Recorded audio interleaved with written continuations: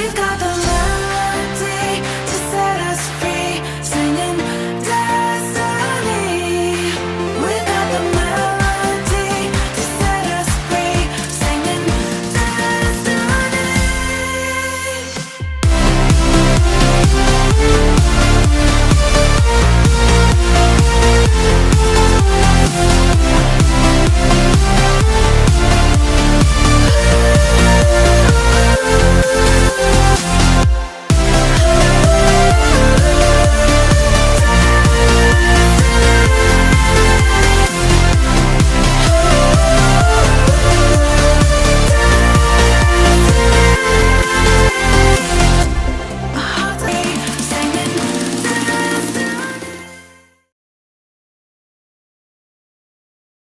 Fakultas Ekonomi dan Bisnis Islam. Sama jurusannya semuanya. Tinggal di Padang. Kos. Ngekos. Rata-rata ngekos semua. Iya. Imam Bonjol nih yang di apa? Sungai Bange. Yang kampus Sungai baru. Bange. Oh jauh ya. Bukan yang dekat sini. Enggak. Ya lanjut. Perkenalkan, nama saya Urfutu Rahmi, biasanya dipanggil Rahmi. Rahmi. Tinggalnya Di Bukit Tinggi. Bukit Tinggi tinggalnya. Iya. Kos di sini. Iya. Kosnya dekat-dekat kampus ya. Iya. Siapa pengen tadi? Rahmi. Rahmi. Satu lagi. Perkenalkan, nama saya Ahmad Irfan, yang biasa panggil Irfan, Bu. Irfan. Ya, Bu.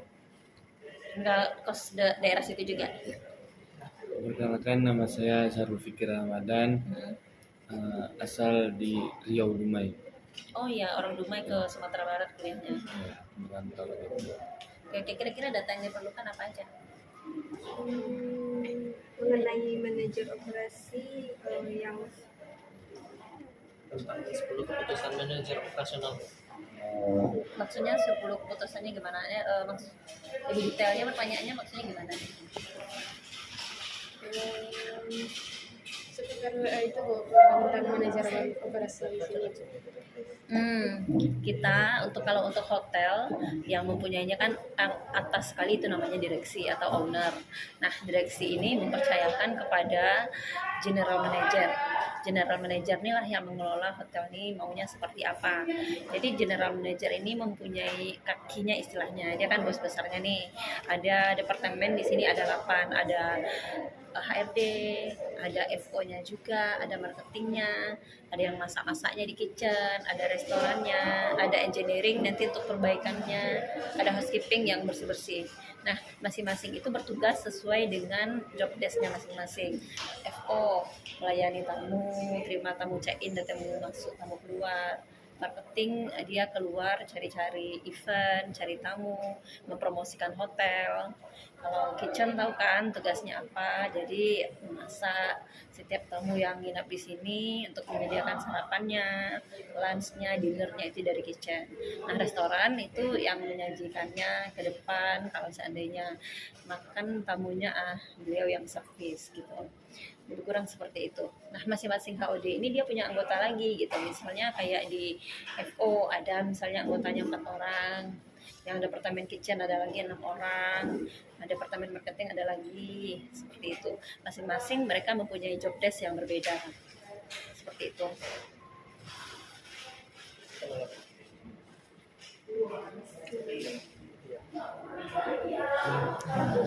Perlu untuk sejarah HW hotelnya nanti atau struktur organisasinya boleh nanti saya kirimkan via WA aja.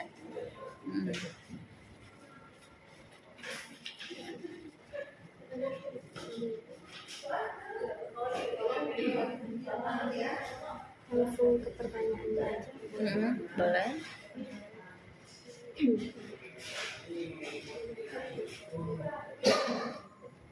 Maaf sebelumnya Bu, kami tahu nama Ibu siapa?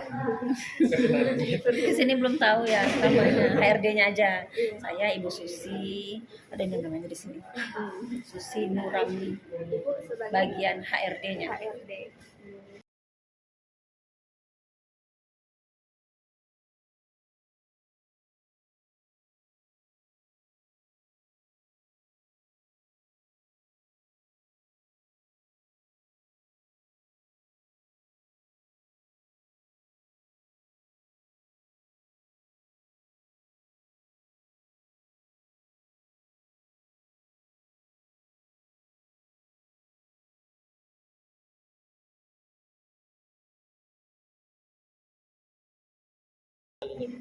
Ya, yang pertama kalau HRD itu memastikan seluruh karyawan kehadirannya. Jadi mulai dari absensi. Jadi setiap karyawan datang itu kita ada absensi di cost security. Jadi pas masuk ada fingerprint namanya, di sana tertera masuknya jam berapa, itu yang akan saya rekap nanti dan itu yang akan saya bikin laporannya di setiap harinya.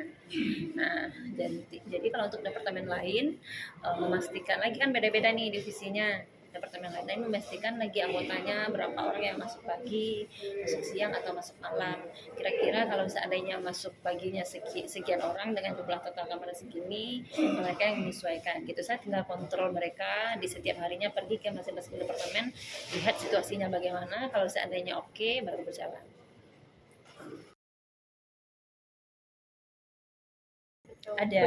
Ada rata-rata ada semuanya. Cuman divisi saya kan beda lagi. Coba sebutkan lagi yang termasuk dari satunya apa tadi?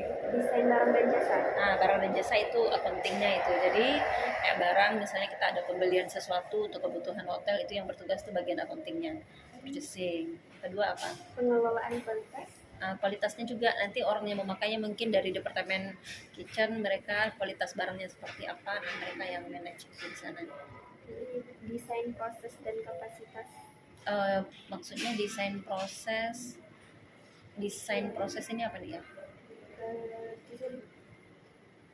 Desain proses tuh kayak gimana ya Bu? Selanjutnya itu yang strategi lokalnya itu Bu. Strategi lokal mungkin lebih ke marketing kayaknya. Marketing.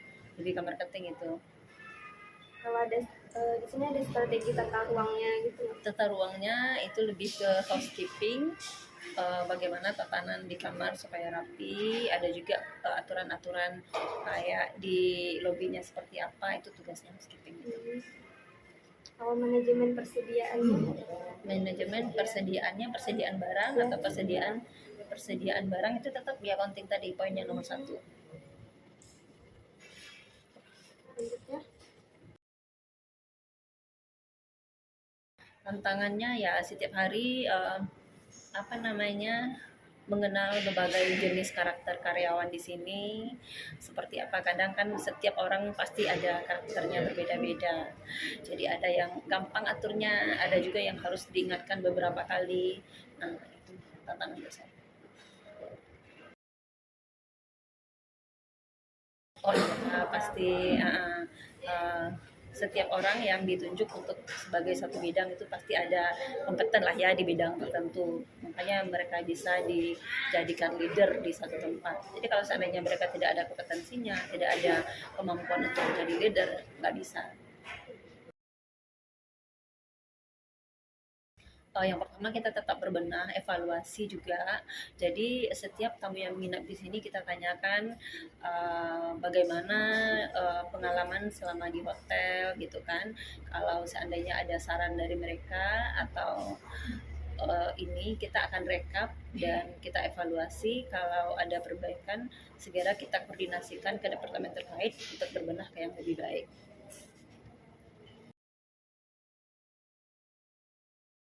Ya, kita adakan sebelum kita bekerja, kita berkumpul dulu untuk briefing. Nah, dari masing-masing departemen itu kita koordinasikan apa saja kebutuhannya, apa saja yang diperlukannya, terus ada kendala di lapangannya seperti apa. Kalau seandainya ada rusak suatu barang, jadi kita harus koordinasikan dan kita cari jalan keluarnya untuk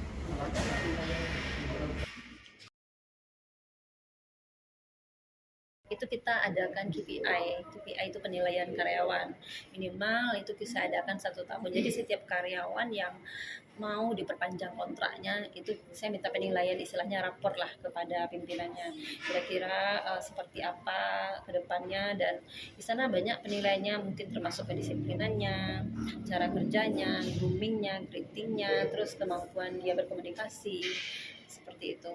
Nah, kalau seandainya nilainya bagus, nilainya memadai, itu yang bisa saya ajukan lagi untuk diperpanjang ke kontrak dia berikutnya. Tapi kalau seandainya nilainya nggak bagus, itu perlu saya lakukan pelatihan lagi. Tapi kalau benar-benar nggak bisa, mungkin kita cut. langsung dikeluarkan. Pemeliharaan di hotel yang pasti setiap harinya kita selalu maintain ya, terutama tugas housekeeping. Seperti contohnya bunga harus dirawat dan disiram setiap hari.